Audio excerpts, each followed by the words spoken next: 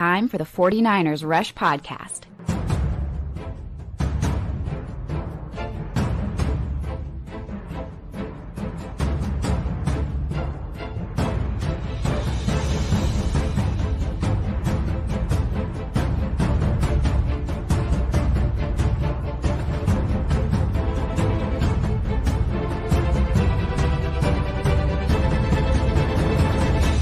And here's your host, John Chapman. What is going on, faithful? It is absolutely incredible to be with you guys. This is episode 1534 of the 49ers Rush podcast. We're going to be talking offense. Yesterday, we were kind of big just on defense. What can you do without, Fred Warner, all those things, trade deadline, which I do want to dive into a little bit more trade deadline conversation today.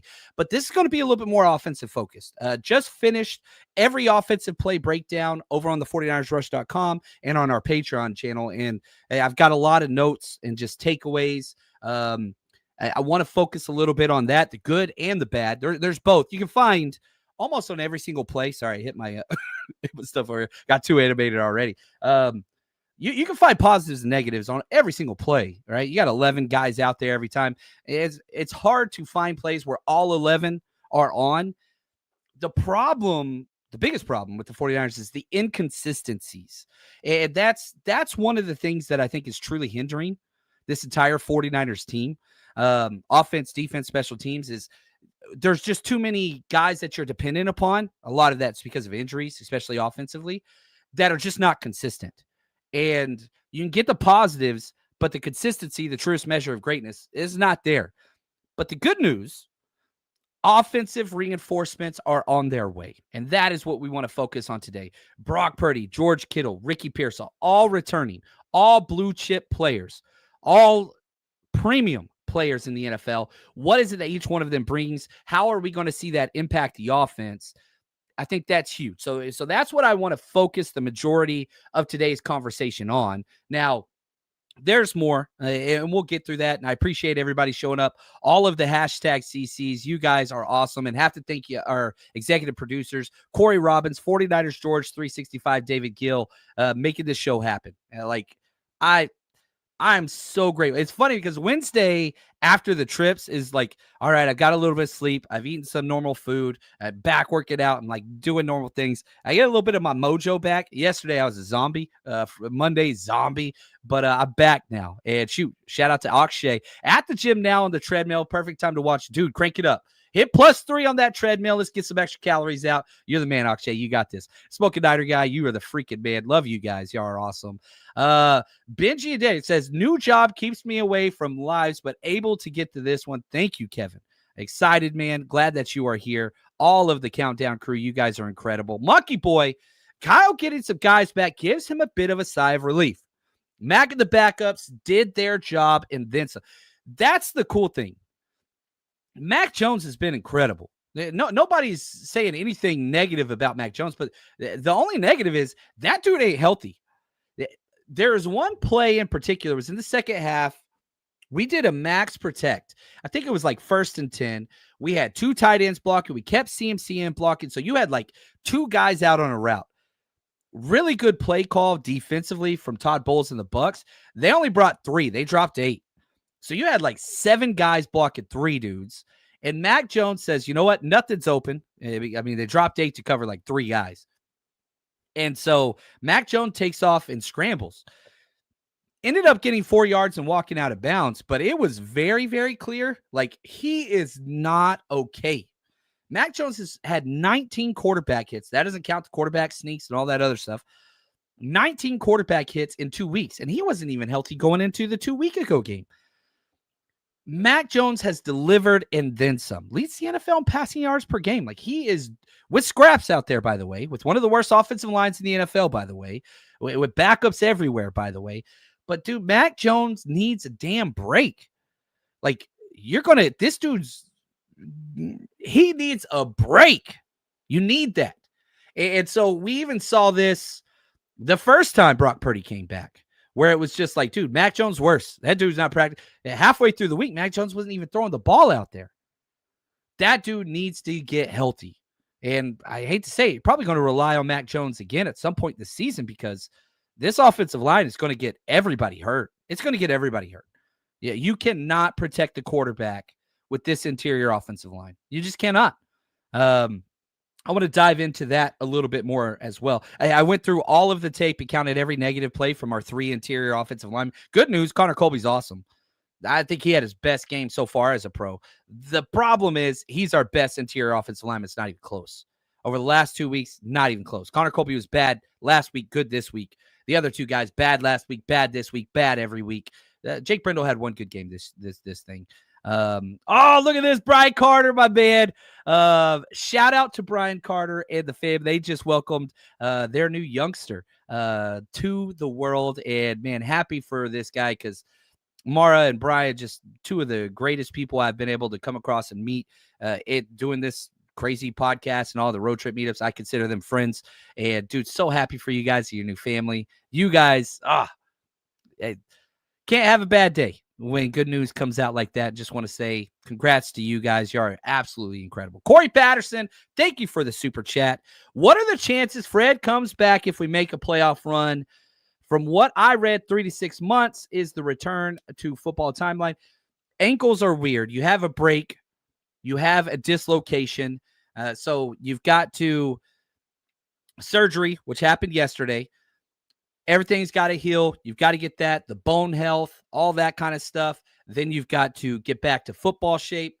I don't see it. I mean, there's a possibility. There is, and the 49ers don't have a lot of IR spots that they're using. Each team gets 8, and then you get a couple more if you make it to the playoffs. But Niners haven't used a lot of those, which is crazy with all of our injuries. But I think we've used like 2 or 3 tops. That's it. So that's good news. It's a slight possibility. I would put it on the back burner because Fred has a Hall of Fame career. Fred has a Hall of Fame career trajectory. I do not want him coming back and jeopardizing anymore, personally. But I'm not a medical guy.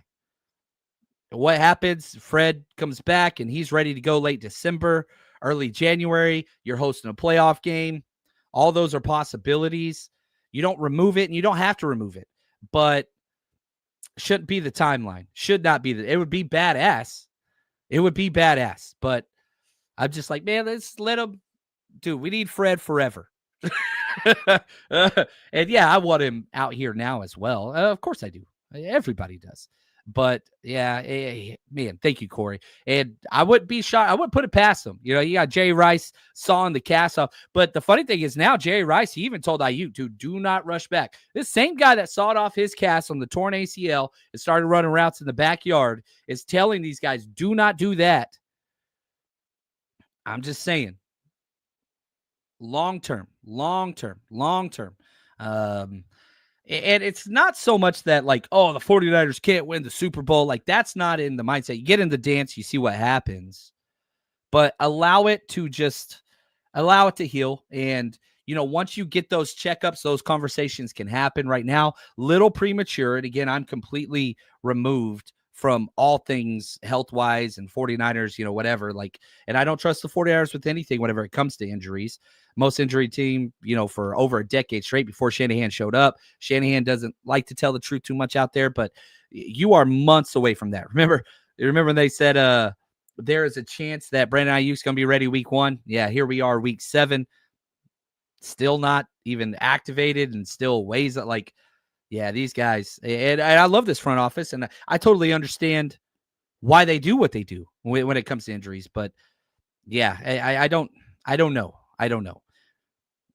It'd be awesome if Frank came back. No doubt about it. Like, Fred Warner is the best. He's just the best. I think I said Frank, but Fred Warner's the best.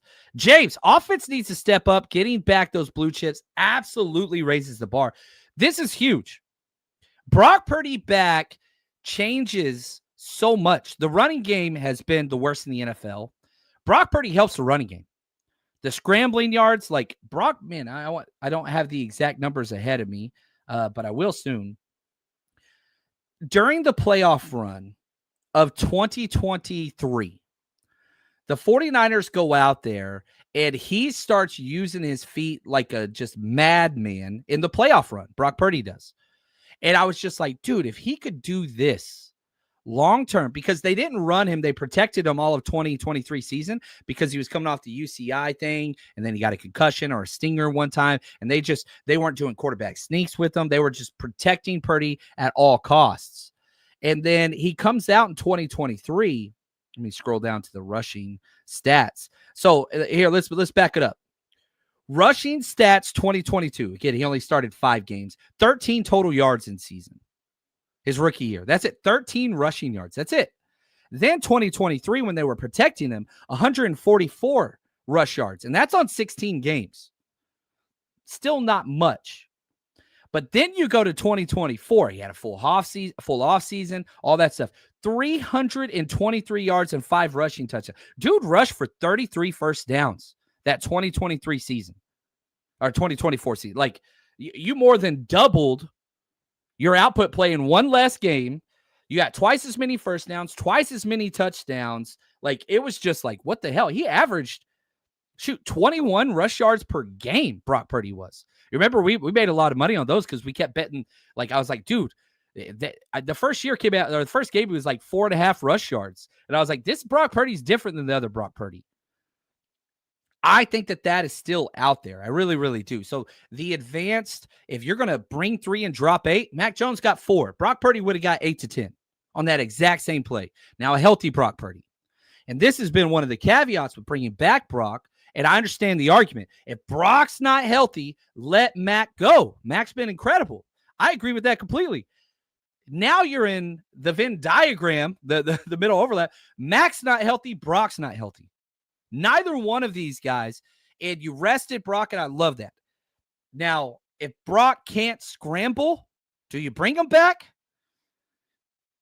I would, as long as he's planning on that front foot. You know, there's stories out there of him pushing weighted sleds and whatever else. Like, if Brock could scramble, and if Brock can plan on that front foot, then you start him. If not, you stay with Mac. But Mac can't do anything. He's tough as nails. Snails? Snail. I thought you said tough as snails. No, tough as nails. Oh, okay. That's the best Rocky impersonation I could do. I'm telling you right now, I fear for Mac Jones. He cannot protect himself. So if Brock could plan on the front foot, that's enough for me to put him back in there. I do not want to see Mac Jones start this week just because I am terrified for him. That dude cannot protect himself. He jogged to play. Nobody had contact with him, and he went the same after that. It's just, it's a lot. It's a lot. It is an absolute lot. So that's Brock Purdy. He adds the deep off scripted plays. Mac Jones doesn't have that, right? Mac Jones he's going to get the ball out faster than Purdy. That's a positive. He throws a better deep ball than Purdy. That's a positive. Mobile, and he doesn't do the off scripted plays. Like, a lot of people, you can go back to when the 49ers drafted Trey Lance and the conversations and, Patrick Mahomes and kind of what he brings, which is so much to the game. It's he can operate the offense, but then whenever things break down, you can still have huge, dynamic, explosive plays. That ain't Mac Jones. Never has been. That's been the limit. That was one of the reasons why I didn't want Mac Jones at 3. Well, Mac Jones would have been better at 3 than Trey Lance. I completely agree with that. Now, hindsight's 20/20, but you never get that off script. Play broke down. We got out schemed. Somebody ruined their job. Center, one of the interior offensive linemen, didn't do their job. Well, we're just screwed now. Brock Purdy gives you that outlet where it's like, oh, crap, we lost on the board. They out-schemed us. They out-executed us. But Brock Purdy can still win. Still win. The added rush attempts, the off-script whatever, that is where it gets to be that point. And a Niner fan right here, like, yeah, can't imagine he's healthy enough to survive this offensive line. Neither one of them are. Brock Purdy could still, even at the stage he's in, protect himself more than Mac Jones. Like, whoever you put back there. And again, Alec, he said, we're not going to get Ricky back this week. I expect him to be back to practice. Will Kittle play this week? Will Brock play this week? Will Pearsall play this week? We'll have to wait and see. But they're back at practice. All of them are expected to be back at practice. And we need all of them, whether that's this week, next week, whatever. But they are returning to practice finally. Like that's the positive. That is the huge positive that I'm seeing there. And so, yeah, you kind of look at that. I love all the congratulations to Brian Carter. Dude, that makes me say, yeah, right. Oh, I didn't even see this. I just saw the hashtag CC. The newest 49ers fan was born this morning. Baby James. I freaking love it, man. My favorite thing about this is just getting to know and building the community and like turning friends and building like that's where the faithful. You know what I mean? And dude, I just got such a big smile on my face. I really, really. And Brian Carter, like, man, we were at Seattle right after he proposed to Mara a few years ago. We were able to celebrate with him, which was cool for that. Just like, celebrations just keep coming. I absolutely love it. You are the freaking man. I love all the congrats. What's up, Joel? RTPFTW in the building. What's good? Let's go. Calvary's coming week 7. Brock Purdy's back, but it's not just Purdy. Tommy, are we rushing Kittle? Rushing Kittle would have been bringing him back last week. The idea was this is a 4 to 6 week injury. We're at week 5. Hamstrings, that's just what they take. So didn't practice last week. Now he starts to practice. You kind of see what it goes. I'm not rushing anybody back personally. Like, you've got to be ready to go. They gave him an extra week. George Kittle, Brock Purdy, and Pearsall might all be out this week, but they are returning. That is on the horizon for all 3 of them. Got to go through the checks. Got to see where you are. Hamstring injuries are tricky, especially whenever you're older. Kittle's 31. Got to be careful there. Got to be careful there. But I do expect him back. I do expect him to play this week. I expect all 3 to play. We'll have to see how it goes. I don't know. That's just me going off of the projection of activating when they're back and all those things. Now, you look at Kittle. What does he help with? Oh, my gosh. We could do a seminar. George Kittle helps with leadership. George Kittle helps with energy, positivity, communication. That dude's talking nonstop. He changes the attitude of the entire team. Probably his biggest help is in the run game, believe it or not. One of the greatest receiving tight ends in the history of the NFL. Maybe the best or top 5 definitely in the run game for sure. That's huge. 49ers have the worst run game in the NFL right now. You're swapping out Tonjes or Farrell for Kittle. That's a huge positive in the run game. Tonjes is doing every single thing that he can. I love Tonjes. He has been awesome. But he's a receiving guy that doesn't break tackles. He's limited, but he's done his job. And he has adapted. He's done great with, the blocking aspect, playing fullback, catching things, get out of the open, run screens, touchdowns, you name it. Shoot, you do not win that game against Seattle without Tonjes. He's a receiving guy. It didn't have to do yards after catch. Didn't have to make nobody miss. He just mossed his dude, and you got that win. Now, Kittle back helps in the run game huge, which you have the worst in the NFL. Like, you average almost a full half yard more per carry. That goes from 2 yards per carry, where you're at now, to 2.5 yards per carry. That's huge. Actually, I don't think we're at exactly 2 yards per carry. We're at 3.1 yards per carry on the season. Dead last in the NFL. So if you tell me we're going to get 3.5 yards per carry, oh, man. Oh, yeah. Guess what 3.5 times 3 is? Anybody? 10.5. I think that's right. I'm the 3, 6, 9. May not be a smart man, but I know what a good rushing attack is. That's a first down, baby. That's 3 runs for a first down. Right now at 3.1, that's 9.3. Not a first down. Kittle affects all of that. The attitude. I'm not just going to block you. I'm going to pancake you, make fun of you, and laugh, and talk about it back in the huddle. That changes everything. Pass game, good Lord. Tonjes has been unbelievable, and he's played himself into a role. I hope Tonjes is here for another 5 seasons. Like, I freaking Los Gatos, baby. I see 88, I smile. Period. But his deficiencies, dude got tackled short of the sticks 3 times this game. Didn't force a missed tackle on any of those 3 plays. 2 of those drives ended that series with no points. I mean, one time he's tackled 1 yard short. We got Jake Brindle stuffed. Turnover on downs and the interception. We didn't get points on those. You make one guy miss in the open field or fall forward for more than 2 yards, that drive keeps going. Not that that's a slight on Tonjes, but let's just be honest. He's maximized and he's contributed and done a great damn job, but he's not George Kittle. George Kittle on those exact same plays, that's 3 first downs. Bare minimum 2. And those drives continue. The tackle breaking, the yards after catch, nobody is better than George Kittle. Freaking no fear. You know what I'm talking about? You see the celebration. Like, again, Tonjes awesome. He's not George Kittle. Nobody's George Kittle. So you get that aspect back. Man, now we're converting first and second downs and third downs, and drives are sustaining, which total yards hasn't been an issue. First downs hasn't been an issue. But keeping those drives going, that changes everything.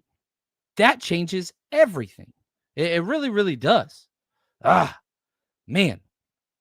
Just seeing 85 out there. It's just a different team. Period. That's all there is to it. Now, if you are going to the 49ers road games, you got to come party with us in our next one. 49ers invade Houston. Join us in Houston for probably one of our biggest parties we have ever hosted.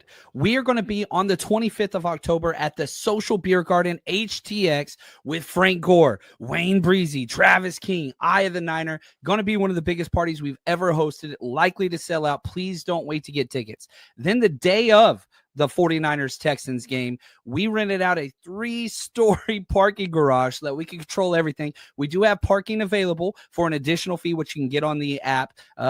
And we open an hour before all of the other lots. So you can get there early, you can stay late. And if you want to, you're not going to be buying tickets and you want to enjoy the game, we'll have TVs up there so that you can stay and party during the game if you want to do that. If you want to go in like I'm going to, that's available for you as well. So do not wait. Go get your tickets at 49ersRushRoadTrip.com or get them on the TickPick app. Just search 49ers Rush or follow the link in the description of this video podcast. Come party with us. It is going to be legendary. All right. Now let's talk about Ricky Pearsall. And, man, shout out to James. He says, and I like this aspect too. Even with them returning to practice, wouldn't that just help to elevate the ones going to play in their place? Iron sharpens iron, all that. It's huge. When you are out there, I've been to so many 49ers practices, and you see 85, that dude's walking around charging everybody up, the coaches, the beat reporters, the field crew, trainers. Like, 85 is infectious in the most positive way. And you talk about this offense where it has some panic modes. Brock Purdy, the most ho-hum, aw shucks, yeehaw dude in the world. Such a calming presence. Like, he's not flappable. That's just it's one of the things. Poise. Brock Purdy, poise. So, and again, this isn't an indictment on Tonjes or Mac Jones. It's not. It's just you're adding. That's 2 captains that you're adding to this offensive huddle. And then Ricky Pearsall. Ricky Pearsall changes everything. You do not have a consistent player in the wide receiver room. Kendrick Bourne, back-to-back 140-yard games. That's stupid good.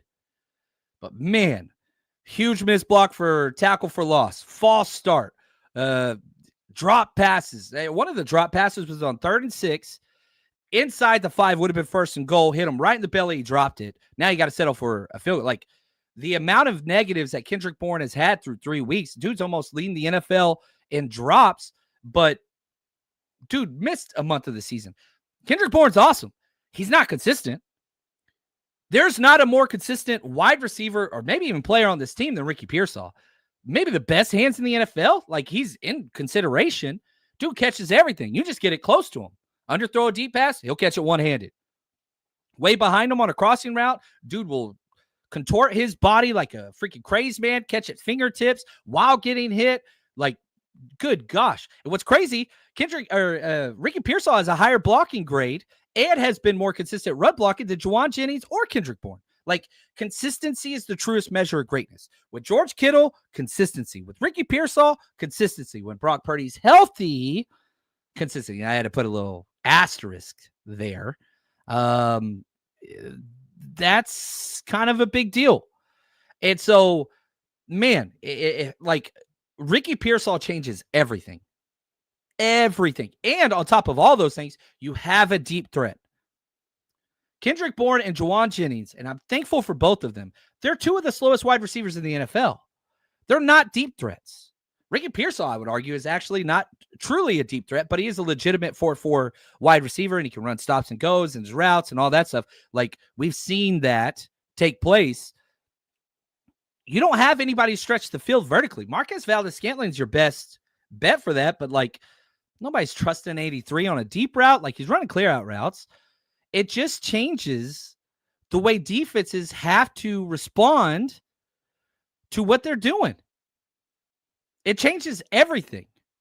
It just really, really does.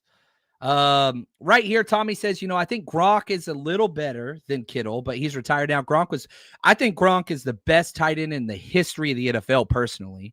Like, if I could have one tight end, right, and you're asking me, like, build around a tight end, Gronk would be number one. All-purpose tight ends, I'm putting Kittle too, and I know I'm biased, and some people want to throw the old hats in there, and Winslow and all that kind of stuff, and I ain't got problems with that. But I'm telling you, Gronk, Kittle are my 1-2. Now, if you just want a receiving guy, then yeah, you've got to talk about Tony Gonzalez. You got to throw Kelsey in there, all that stuff. But it's funny because they all play tight ends, completely different. Gronk and Kittle, 1-2. Now, Gronk's how much bigger is Gronk than Kittle? You know what I mean? Like, it's different and the injuries, but yeah, Gronk never played ever without Tom Brady.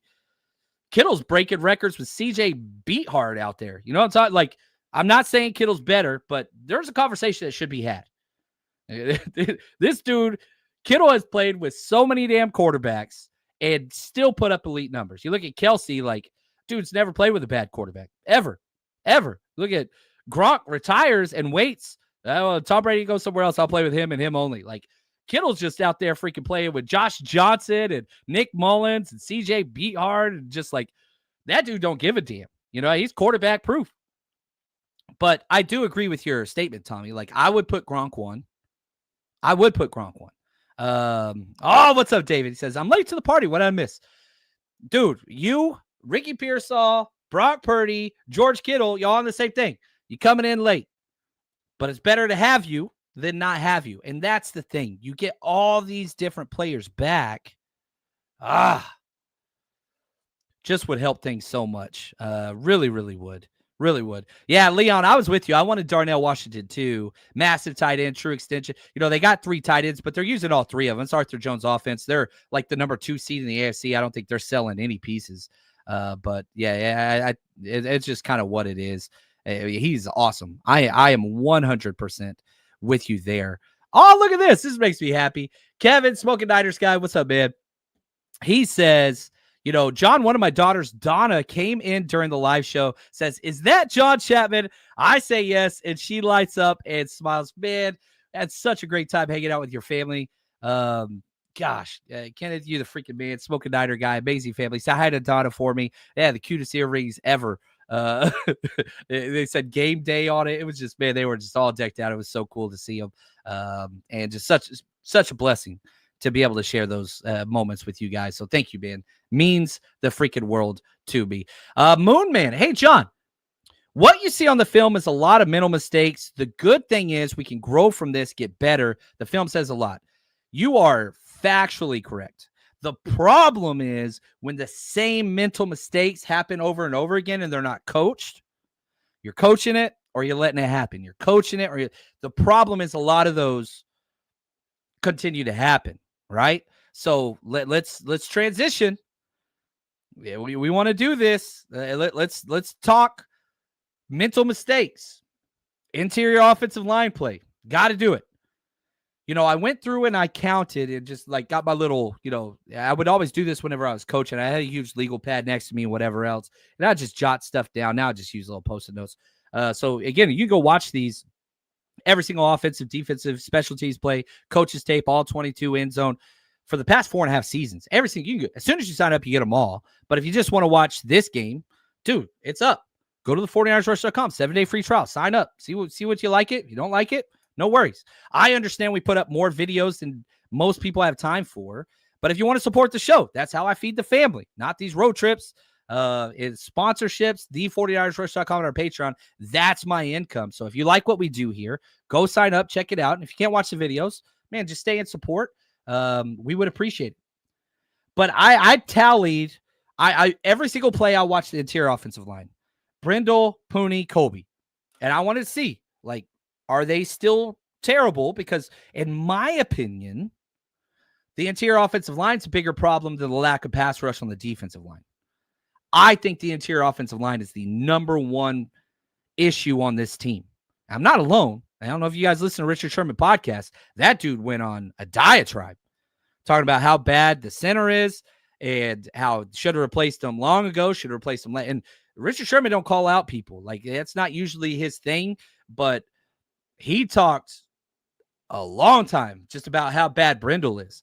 Saying the same things that I've said, and how this is multiple years in the making, and how he said, it's a fly in the soup. You got one player ruining everything. Christian McCaffrey out there fighting, doing all the things, and you got the center just standing there watching them. All-time watcher. Like, don't believe me, believe him. I don't know. And shoot, I posted this picture. Let me see here. I think I have it here. Yeah, I loaded it. Like, this was on a 3rd and 1 quarterback sneak that got 0 yards. And for the audio listeners, here's what's happened. There's a giant pile, as there is on any 3rd and 1 quarterback sneak. The only difference is Jake Brindle is several yards behind every other player, standing up, looking down. How are you the center on an A-gap quarterback sneak and you're not in the pile? Not only are you not in the pile, you're further back than every other player on offense. And you can see wide receivers, tight ends trying to push the pile, help their teammates out. Jake Brindle is not doing any of that. Like, I do not understand how it is possible to not be involved in a play on a quarterback sneak and you're the center. I don't understand. The film's worse than this picture, but anytime I say something about Jake Brindle, you get this cavalry of Brindle defenders, which I don't know how they exist, and telling me I'm wrong and blah, blah, blah, and you don't know football. I might not know football. I mean, I did coach for 15 years, but that's okay. Still, I might be wrong. But I do know this. If I am a center on 3rd and 1 quarterback sneak, I sure as hell should be involved in the play. I sure as hell should be involved in the play. I sure as hell should be involved in the play. I should be involved in the play. If I'm a sitter, should be involved in the play. Like, and yeah, I'm not disagreeing that I'm an idiot. I'm with you. But, dude, 3rd and 1 quarterback sneak right up your rear end should be, just in my opinion, a part of the play. Oh, yeah. GM says, Sherm destroyed Brindle. He did. And that's not really Sherm's thing. That's not really Sherm's thing. So it was bad. So I went through and I counted just all of the bad plays, just major negatives, right? Not even like good plays, just major negative play for all 3 of the interior offensive linemen. Connor Colby only had 3. He had 2 in the first half, 1 in the second. 3 bad plays. Not great. Not great. But for a rookie going against Vita Vea for a lot of those plays, pretty damn good. Dominique Pooney had 10 negative plays. 3 times as worse as Connor Colby. He had 6 negative plays in the first half, 4 negative plays in the second half. Jake Brindle, 12 negative plays. He led everything. 5 in the first half, 7 in the second half. And so the question that kind of got us started here was the mental mistakes. And I understand Dominic Pooney is not healthy. And Shanahan's even talked about that knee injury, set him back, whatever else. That's cool. Can't jump off sides on 4th and 1. That ain't your knee. That's not your knee. It's 4th and 1 on the 4th quarter. You're down 8. You can't jump off. That's not your knee. And the body language, I mean, Pooney fell to the ground, started pounding the turf. I'm not saying it doesn't mean something to him. Like, Jake Brindle, his body language, he doesn't give a shit. Like, he'll show you that 20 times a game. He don't care. He ain't helping teammates up. He ain't pushing a pile ever. I've never seen an offensive lineman never push a pile. He won't do any of that. He just go right back to the thing and just wait. Now he's tough as hell, plays through injuries. He's smart. He makes the right calls. He's athletic. It's not all bad with Jake Brindle, but like mentality is a big deal. We're not coaching to correct it. There's one play on the goal line when we scored the final rushing touchdown. You have tight ends and you have wide receivers pushing the pile forward. You have Jake Brindle and another offensive lineman, I don't remember which one, walking back. We don't even push the pile in short yardage gains. Like, you look at the tush push, which is, going to change the way things happen. We don't push the pile as an offensive line. Are you kidding me? Are you like, I don't understand. I don't understand. Like, I don't get it. Steven says, Vita Vea, bull rush Pooney, and that is that was the thing about Pooney, was his anchor. Now Vita Vea might be the best push the pocket bull rush defensive tackle in the NFL, definitely amongst the best, but Dominic Pooney getting bull rushed is one thing. His greatest strength was his anchor. That's now, haven't seen that much. Missed blocks, not sustaining blocks, bad body language, bad balance, stands up way too high. It's just like a plethora, and the knee might be bad. The toughness factor, off the charts. That's incredible. But the efficiency of the play is not good. 10 negative plays. Not 10, not so good. 10 ruin a play. So you got 25 plays here from your interior offensive line that you're like ruining plays. Yeah. How many offensive plays did the 49ers run? Let me see here. Boop, boop, boop, boop. Yeah, you ran 67, 25 were ruined by interior offensive linemen. Good Lord. Now you throw in the Kendrick Bourne plays that he ruined. Now you throw in the Juwan Jennings play now you throw in the Luke Farrell plays that he ruined. Like, you see what I'm saying? Like, damn, we got like 20 quick, clean plays a game offensively. Consistency is the issue with this team, and that's offense, defense, special teams right now. Consistency is, you're getting the electric plays from Kendrick Bourne, and that has to continue. But how do you get it consistent?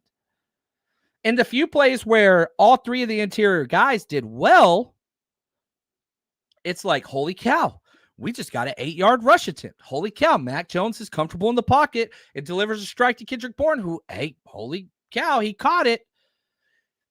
You've got to get to that point where you're not shooting yourself in the foot. The 49ers are the worst first down team in the NFL on offense. There was one game where all 4 turnovers came on first down. All 4. We're in 1st and 15, 1st and 20 consistently, because the penalty, like, we suck on first down. I'm almost to the point where it's just like, dude, just get the ball, run straight up the middle. If you get 2 yards every time on first down, that's fine, because 2nd and 8 is way better than 2nd and 15. The consistency on early things. Nobody's forcing the Niners to shoot themselves in the foot consistently. Nobody's forcing Jake Brindle to stop blocking in the middle of the play. Nobody's forcing Dominic Pooney to stop blocking or be the highest man on the offensive defensive line. Like, those are mental issues that just have not been addressed and are continuously just, you're forcing these backups to play all pro type level consistently, and it's not happening. It starts at the interior offensive line. It really, really does. Yeah, Jam, there's bad, then there's Brindle bad. Yes, 100%. And, Leon, like, he says, I'm hearing Bitonio and Pochik are trade candidates. Would you trade for either of them for 6? The answer for me is yes. And Richard Sherman even said the same thing, where he's like, dude, you usually don't change centers in the middle of the NFL. The Shanahan loyalty program is a big deal. He wants players that know his scheme and know what to do. I don't see Kyle Shanahan bringing in somebody at the center position mid-season. I don't see it. Teaching that new offense, and that's the thing that Jake Brendel and Chris Forster puts continuity above positive play. He wants to keep those same guys out there. I'd rather have bad guys that know what to do than guys that could be better that don't know the whole thing. And that sucks. That's a major flaw in the Chris Forster thing. And that's all offensive line coaches everywhere at every level. I've experienced many a times. You want guys that know how to play next to each other. I personally would trade. It's a bigger issue than defensive end for me. Yes, I would see what Matt Hennessy could do. I'm not saying make him the starter. Why can't you put him out there for a couple of series? Why not? Why not? What Jake Brendel has put on tape consistently through multiple seasons is tough, right calls, bad play. You're the worst team in the NFL on the run, and you're running a Kyle Shanahan scheme with a Christian McCaffrey that is almost leading the NFL in receiving yards. It ain't the scheme, ladies and gents. It ain't the running back, ladies and gents. It ain't that. It's your interior offensive line. Now, the tight ends aren't helping. The wide receivers aren't helping. I mean, shoot, Juwan Jennings used to be one of the greatest blockers in NFL, in the NFL. Not anymore. Not anymore. He's not. He's not quote unquote bad. He sure as hell ain't good. He had his best run blocking game, but had 2 penalties. You see what I'm saying? I don't know. It's bad. Yeah, run blocking, Jake Brendel, terrible, had a 48 grade. Kendrick Bourne had a 48 grade as well. Demarcus Robinson, 59 grade. Sky Moore, 59 grade. Marquez Valdez-Scantling, 59 grade. All of those are below par. All of those are. Now, the one positive before we take a quick break here, and I'm not saying that Luke Farrell had a good game, because I don't think that he did. One of the sacks, forced fumbles was on him.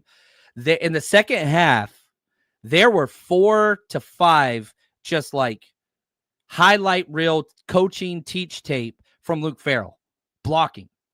Pass pro and run blocking. So, Luke Farrell has been beyond underwhelming. One of my least favorite signings so far. The whole idea to Luke Farrell was George Kittle can now run more routes because of Luke Farrell in pass game. Well, George Kittle gets hurt for first quarter. All right, Luke Farrell, now you got to be all around tight end. He's not.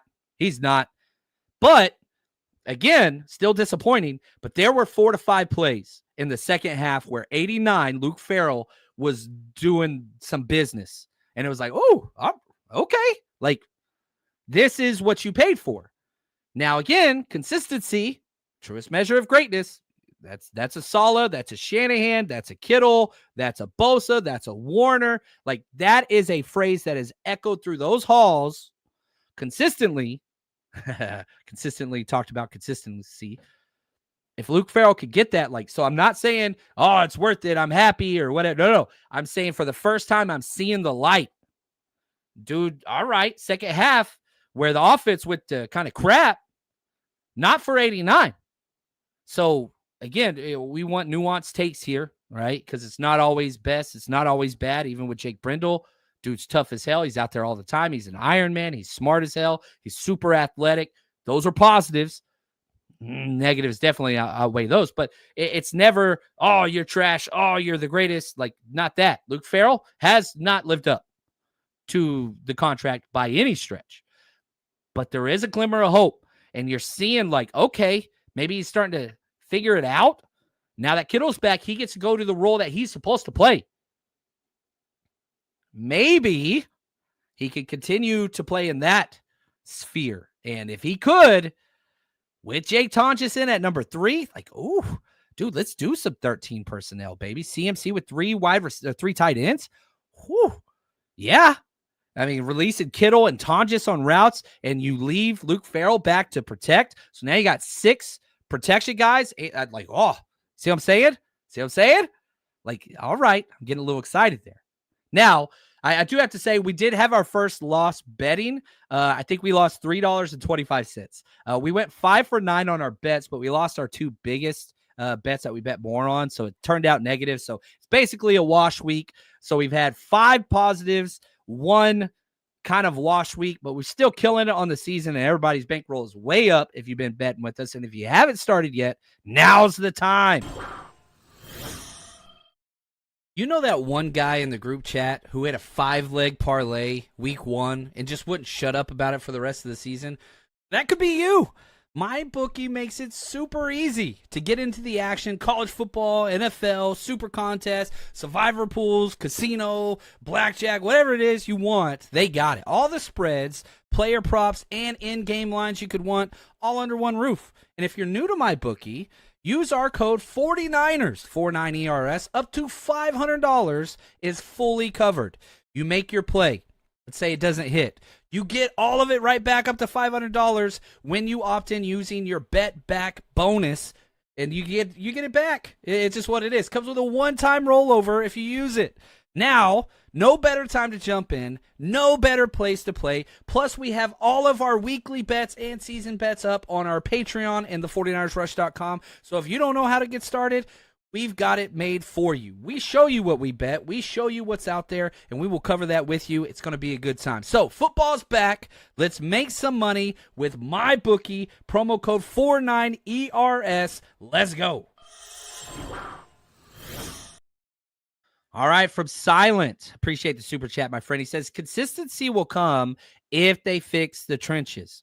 Dominant DT and good center would make this team a real contender, even with the injuries. Any names out there? I'm with you. Teams don't trade offensive linemen very often. They really, really don't. Center's one of the least traded positions in the NFL. Like, it's just hard because even if one's available, Kyle Shanahan wants guys that have experience in the scheme, so that cuts that in half. He wants guys he's coached in the past. Well, you've had Alex Mack, and then you've had Jake Brendel. You haven't drafted a center since Marcus Martin, over a decade. That's where it kills it. So, but man, Matt Hennessy's on there. Shoot, give him a series out there. Let's see what he can do. It's hard to change up the cadence and what the quarterbacks are used to, but still, man, you got to see something. Like, you cannot keep doing this, which isn't working. The 49ers are the dead last yards per rush team in the NFL. That's never happened in Shanahan's entire family history, ever. And it's not like you have Christian McCaffrey. You have Christian McCaffrey.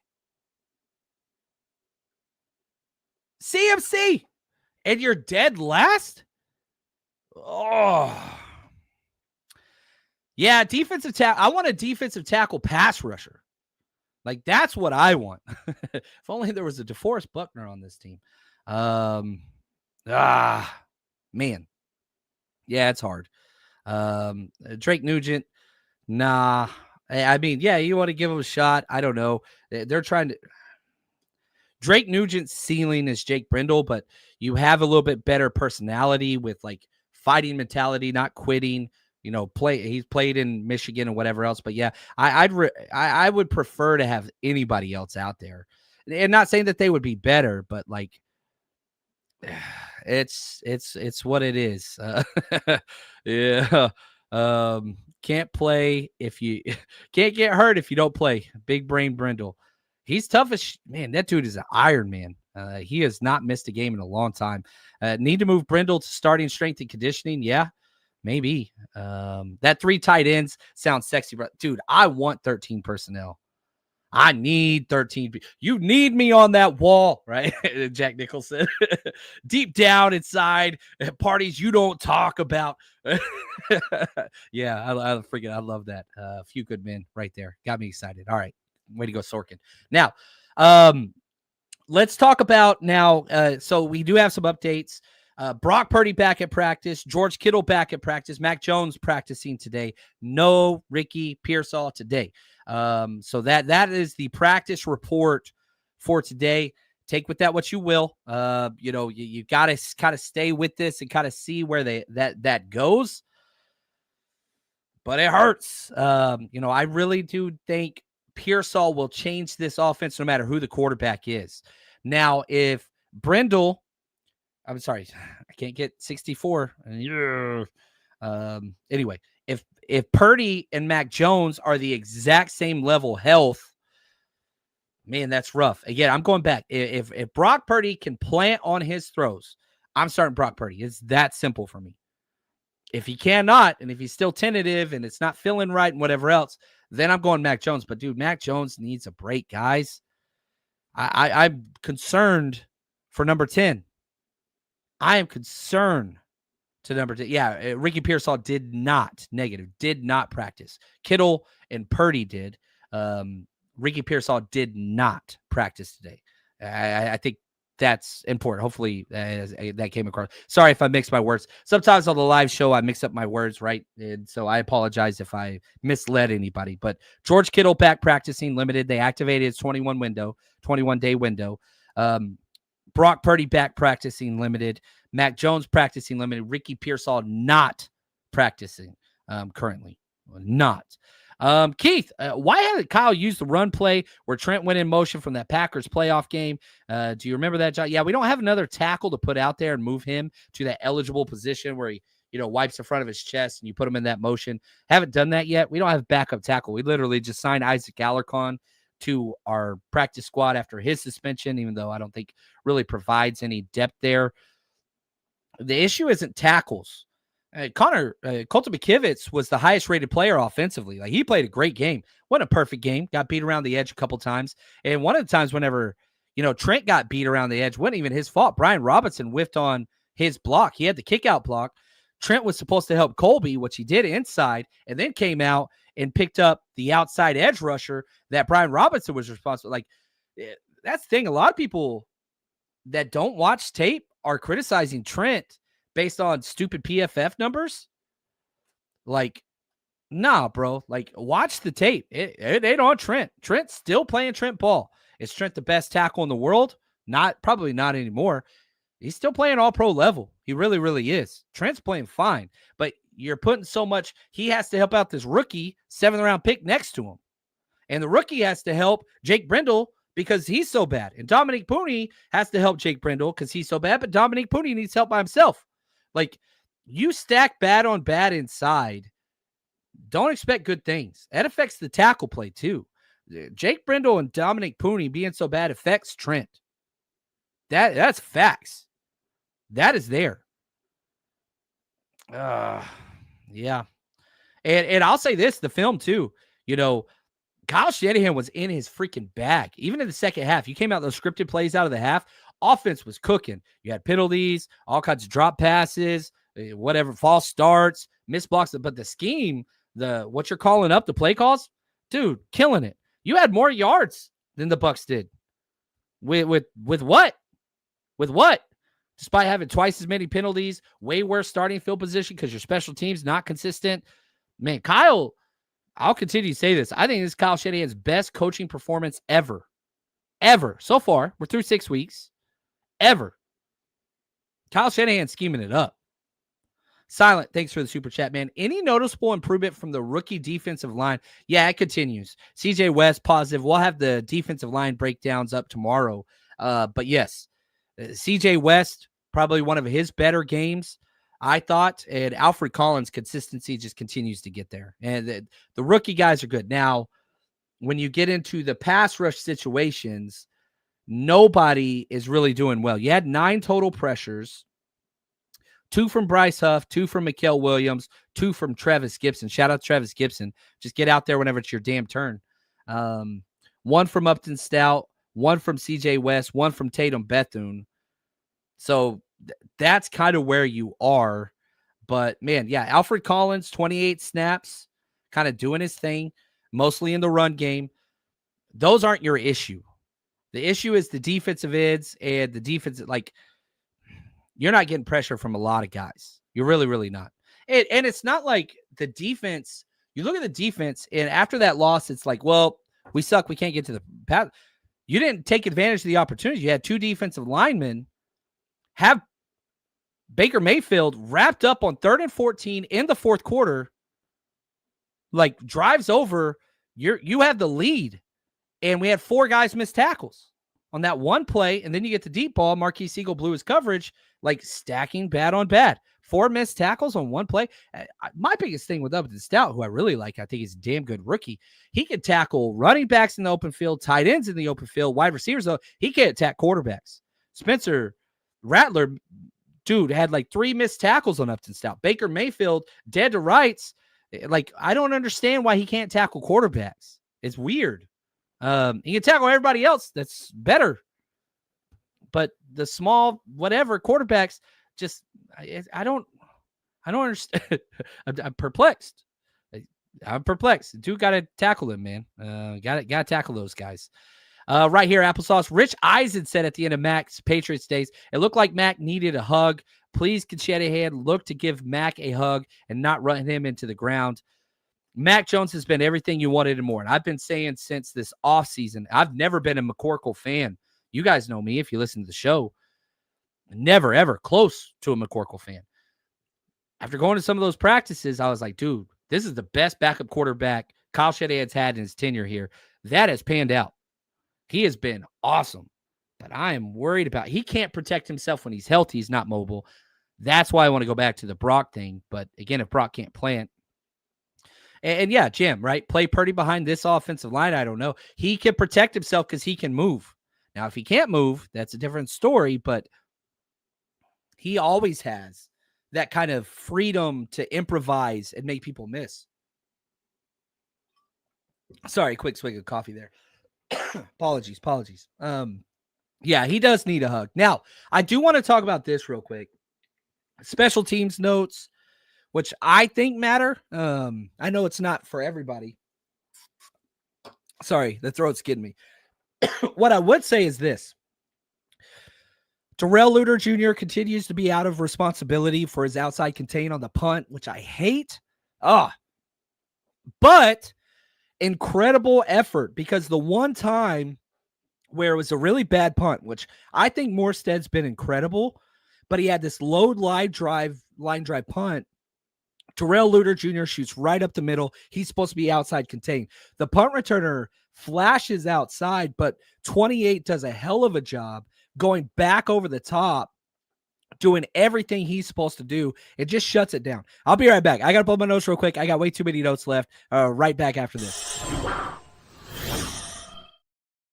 You want to support local business? You want to do what's right for the environment? Go to themattressguyco.com. Locally owned business, diehard Niner fan that supports the show, supports the 49ers Rush road trips. He is a legend. So if you have a mattress you want to get rid of, you just go to themattressguyco.com, set an appointment. They come pick it up. Easy peasy. Support. I mean, it's a win-win-win. Go to themattressguyco.com, support local business, and do what's right for the environment. I love it. It's a win. All right. Sorry about that. Almost died. I'm joking. I did not almost die, but it's just the way it goes. Now, Terrell Luter Jr. continues, just the football IQ is not there, but you're starting to see finally, after 3 seasons of just causing fumbles and whatever else on special teams, like he at least knows the job he's supposed to do. And he is making plays. It's just, dude, stop putting yourself in such a bad position. Sierra Neal, overall good. Number 33, your special teams ace, whatever. I don't want to say that about him.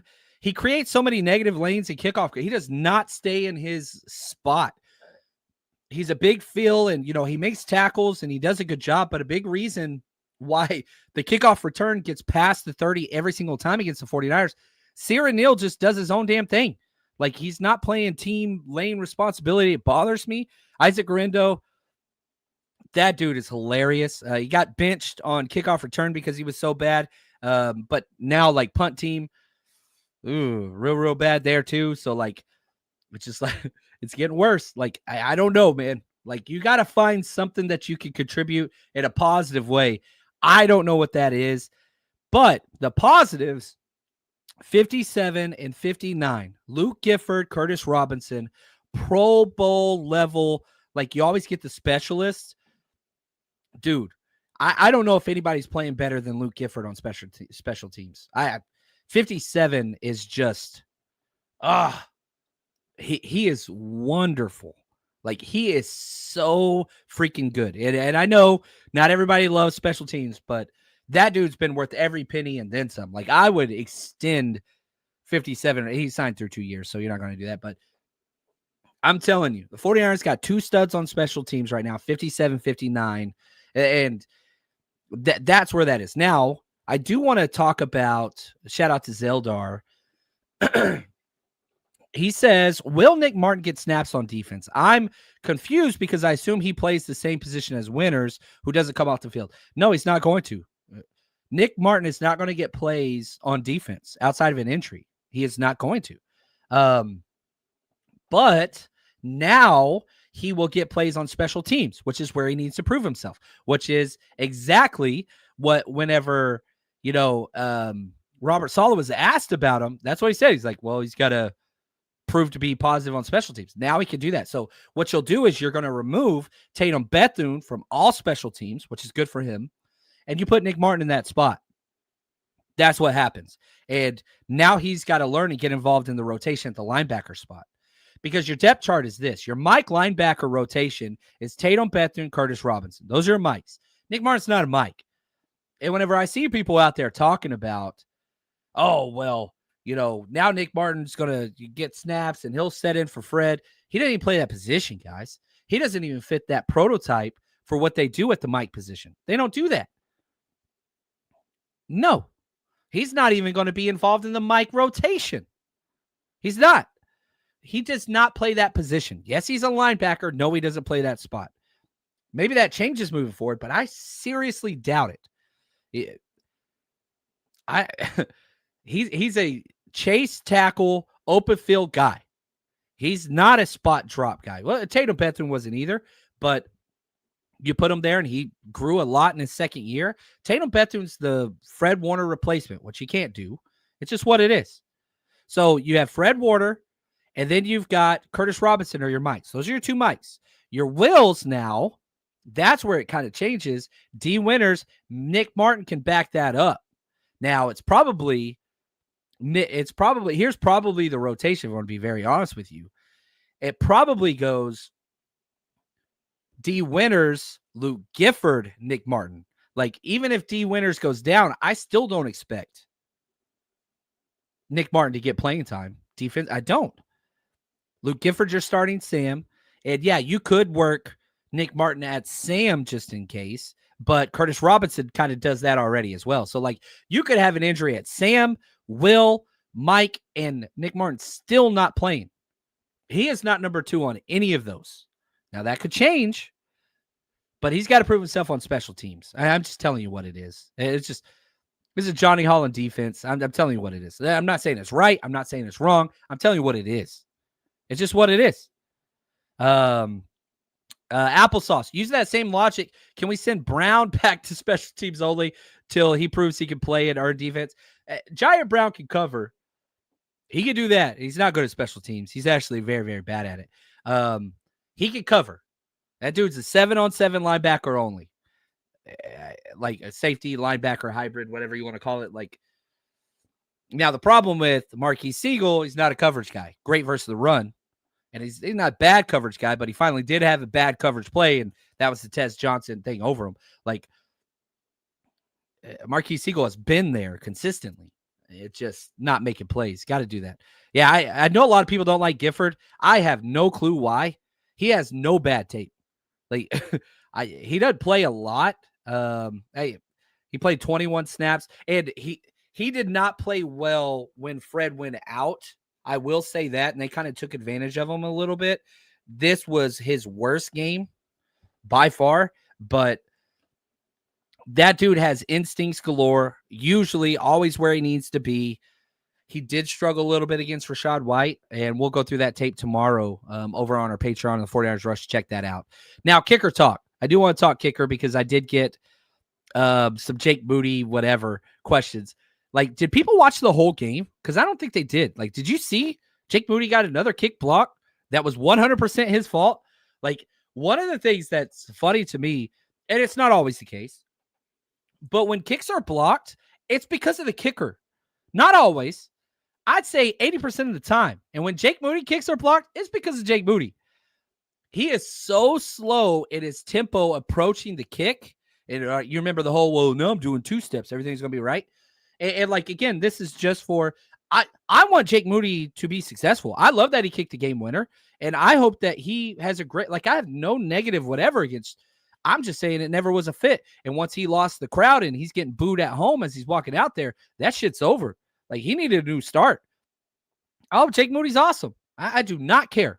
Do not care at all. Like, I have no ill will, but I'm telling you right now, like, did you watch the game? Because the only reason why he had to do a game-winning kick is because he missed the earlier kick because he kicked it into his own player's, like, back of his helmet, and he was late on the kick. You go watch Eddie De Niro, dude, it might be the fastest kicker, snap, hold transition in the NFL, and I love it. I pause it every single field goal extra point on that end zone thing, and I show you nobody's even close to blocking it. No matter what, it's the same protection Jake Moody had. The difference is the timing, tempo, and degree of the kick. You got to get out that pitching wedge and get the damn ball up so they can't get to it. And Eddie De Niro's got that.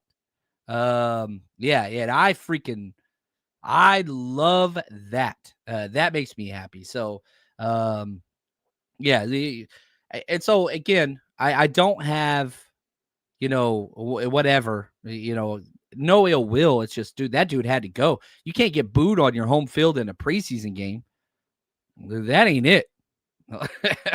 It ain't it. So anyway, I wish him nothing but the best. Like, even if Jake Brendel was on another team, like, I don't know. I dislike players that quit on their team. And so, like, I dislike players that make it about them. And, all right, Juwan Jennings, one of my favorite players that represented everything the Niners were about for like 4 seasons. It ain't about that no more. It's about him.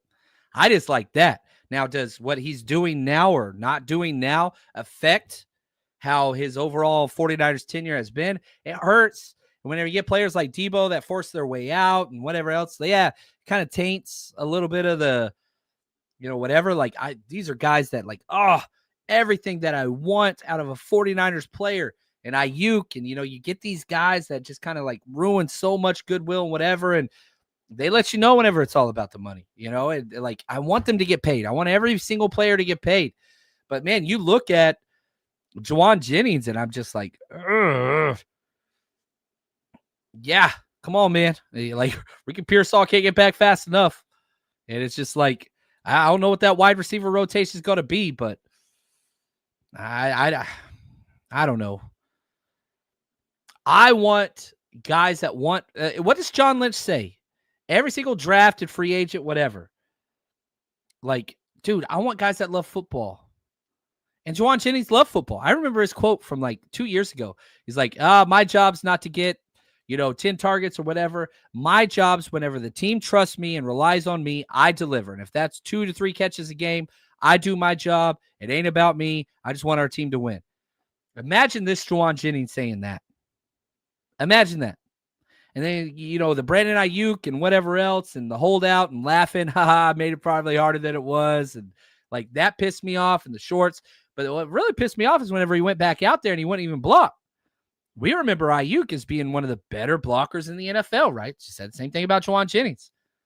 You ain't seen that. You ain't seen that. Like, yeah, you get you win them with what you win them with, you win them too. Why did we love Juwan Jennings and Brandon Ayuk? Because they did their job and they did the dirty work. You remember, like, my favorite Ayuk play all time isn't that end-around jet sweep wherever he jumped over the Eagles player. No, it was blocking 70 yards downfield, pancaking dudes for Christian McCaffrey and Debo. That's my favorite play. What's my favorite Juwan Jennings play? Blocking people into the end zone and baptizing them into the turf. That's my favorite play. Dirt and Juwan's pretty badass too. Where is that? Where's that? Like, you know what I mean? Like, where do we get that? Like, where's that been? That's the thing. Like, why do we love Juwan? Dude does his damn job, doesn't complain, gives it all he's got all the damn time. Dude had a calf issue and came back to a full practice. Didn't even go to limited. You know what I mean? Not about team. We needed him so bad. And then he went in football shape and he got injured. And he's tough. He still got that. But like that dude tanked his stock. And I just, yeah. And then you've got JJ behind Kyle yelling during the high point. And I'll say this, Juwan Jennings cost us a touchdown in the game. I think it was right before, I think it might have been the first quarter. Mac Jones is doing the scramble drill. That dude's freaking Tiny Tim on a crutch. He can barely move, and he's scrambling to his left against his throwing hand, and Juwan Jennings sits his ass down and doesn't move. If he mirrors the quarterback, which is scramble drill 101, there's nobody in the corner of the end zone. Would have been a free touchdown. Juwan Jennings just sat there after the curl route, which he was open the curl route, and Mac Jones probably should have thrown that, and it probably would have been a touchdown, but he missed it because there was pressure because Jake Brindle. So Mac Jones has to run against his body, which he cannot do, and Juwan Jennings just sat there, man.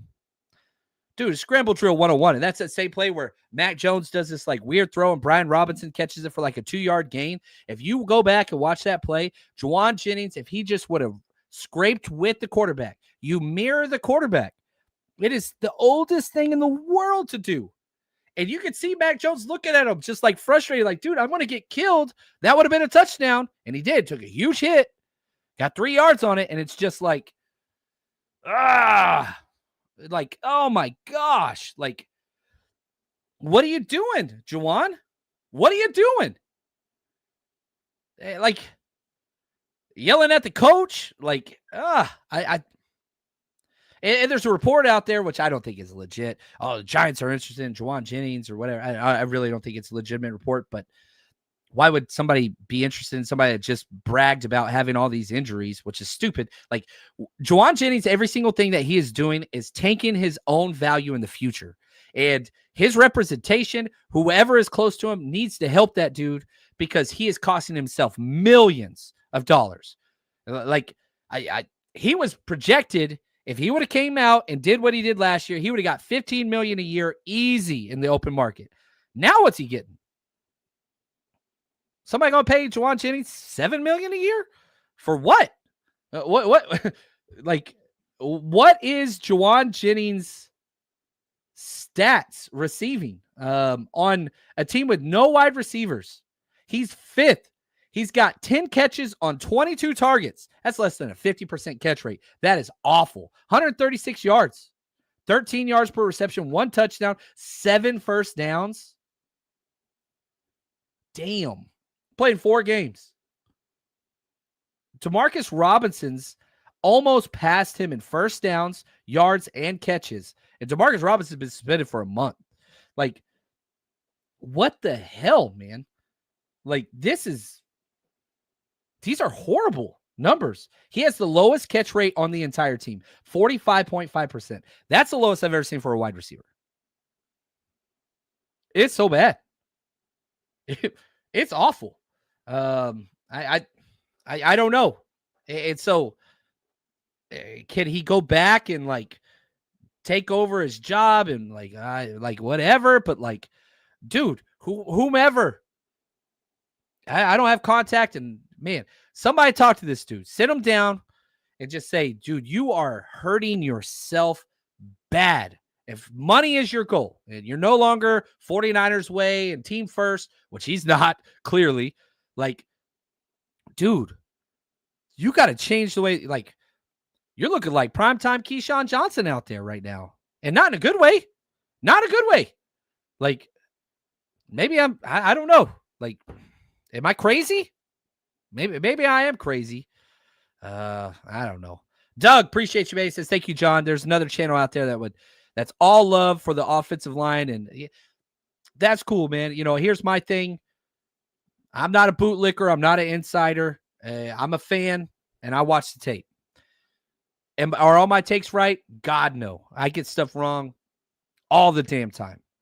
But I hope Let me say this right. I hope that my takes are backed up in film. And so whenever I have takes on players like Ayuk or Jennings that shift, it's not shifting because I don't like them. Shoot, I think it was week 2. I talked about how Jake Brendel was good. Jake Brendel had like his best game in 2 years. Followed that up with 4 straight bad games. So like I changed my opinion. Tatum Bethune was one of the worst players in the 49ers last year. Dude, I'm pretty excited to watch him play. He's not Fred Warner or whatever else. Like, that's cool. I'm trying to think of like other players where like I was wrong and, whatever else. Like, I'm wrong all the freaking time. McCorkle. Hate Mac Jones. I hated that dude. Hate his personality. Hate lack of competitiveness, toughness, all that stuff. Dude proved me wrong. Maybe Mac Jones is a little different than who he was, but this dude, McCorkle, for life, baby. For life.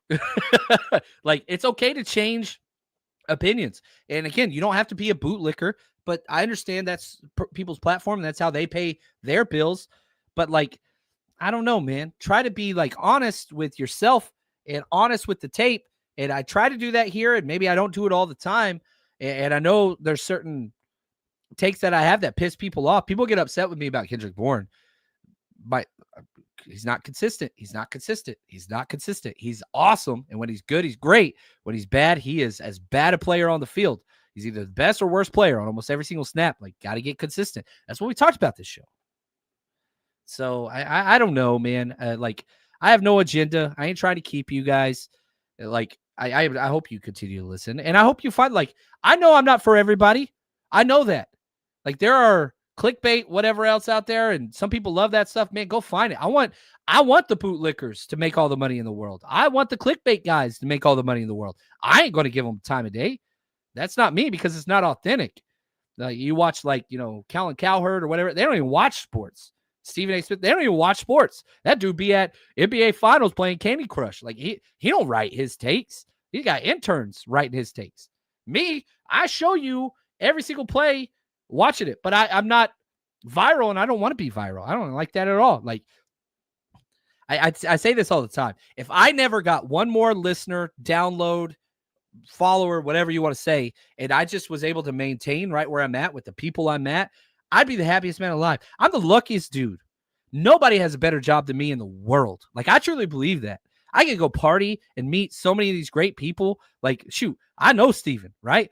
I know Applesauce. I know all the people of this shit. Not everybody. I hope that I get to know everybody. But, like, that's what I want to do, and that's why I spend my time doing what I do. And my dollars flying across the country and hosting these events, that shit's tiring. It's exhausting, but I'm doing it because I love it, right? So, like, I don't know. I think all of this to say, man, find what it is you want. I'm not selling a narrative. I make more money whenever the 49ers are good. When the 49ers come off a loss, my income drops by about a third, down to 30%.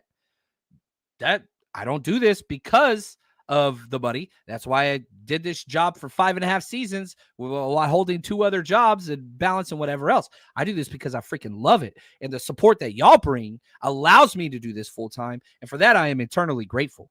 And that will never change. But if the day I get up here and I start spouting shit I don't believe in, y'all cancel your fucking memberships and y'all unsubscribe to my channel. Because if I'm anything, I really hope I'm authentic. I really, really do. And I do not like fake, and I don't like that. And so I think that's why I'm saying this. Like, I want y'all to hold me accountable. If I get up here and I start like saying shit I don't believe in, that's not backed up by film, y'all challenge my ass. Please. Please. Because I don't want to be that. And I know that there is that out there, and I hope they make their money. Ooh. Yeah, I'm sorry. I don't know how we got here. CJ, if the information changes, you revisit your opinion. Yes. Like, it is simple. Howdy. JC calls it like it is. And I always get people that ask me, like, oh, I want to start a podcast. What do I do? I was like, dude, be yourself. If you're funny, be funny. If you're mean, be mean. If, like, whatever, like, you be you. Because what if this show hits? You going to be fake? I'm on episode 1534. You going to be fake for 1500 episodes? Man, screw that. That life sucks. I don't want to be that. I want to show up and be me. I like me. There's nobody else like me. Steven, appreciate you, man. You guys are awesome.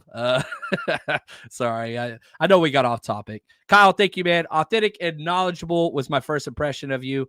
Dude, I like that. I like that. Akshay, thank you, man. No better notification than John Chapman going live. Thank you, Jordan. Sherman also said mid-season's not the time to change the line. I do agree there. I do. Oh, Rob Johnson talking about friends and people I know. Tell him, John. Love you, Rob, man. You're the best. Say hey to the fam, Kinsey, Heather, everybody. That's the thing. Like, y'all my friends. I appreciate y'all. Thank you, guys. We're going to end this show. I don't need to go off on any more rants. My voice is already telling me to stop. But tomorrow we will be live with the Coach Approach, 10 a.m. with Ant. If you got questions, get them over to me. Well, I'm sure we'll be talking some more offensive line tomorrow. But what is the coach's approach, right, to this week? What is the idea? That's tomorrow's show at 10. Make sure you come over there. Love you guys and gals and everybody listening, and I'm very thankful. And we're just going to continue doing this. And if I change, I really do hope that you guys hold me accountable. I know y'all will, because if I wear a hat you don't like, you email me and tell me I should change my hat, which, hey, I'm not mad about those. I do laugh at them, and I do laugh at you at your expense without you knowing sometimes. But no, keep it accountable. Love you guys. And shoot, we're Niner fans, and I'm passionate about this. Hopefully that comes across. And we're going to keep being passionate about this all season. Win, lose, draw, injuries, broken, don't give a damn. Like, we here, and we ain't going nowhere else. And this is who we are, and we will continue to be that. And that is the faithful. That's what we are. If we are anything, it is faithful to the fan base, to the team. That is what we are faithful to. And as always, stay strong, faithful.